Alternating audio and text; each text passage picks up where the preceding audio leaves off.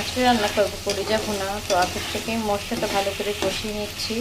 মাংসের মশলার মতনই সব মশলাই দেওয়া আছে, আর আলু দিয়েছি সাথে। আর কলিজাটা আমি আগে থেকে ভালো করে যে পরিষ্কার করে রাখছি ধুয়ে। কষানোর পরে আমি কলিজাটা দিয়ে দেবো।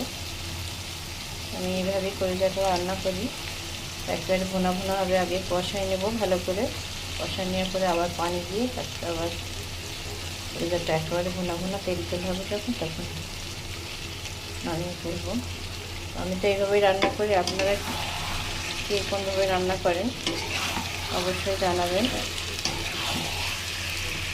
তো ভিডিওটা শেষ পর্যন্ত আর টেনে নিয়ে গেলাম না, রান্নার প্রসেসটাই দেখিয়ে দিলাম আমি কীভাবে রান্না করি। এটা ঝাল ঝাল হবে।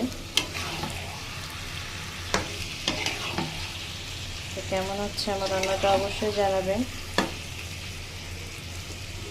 ভালো লাগলে কমেন্ট করতে ভুলবেন না কিন্তু।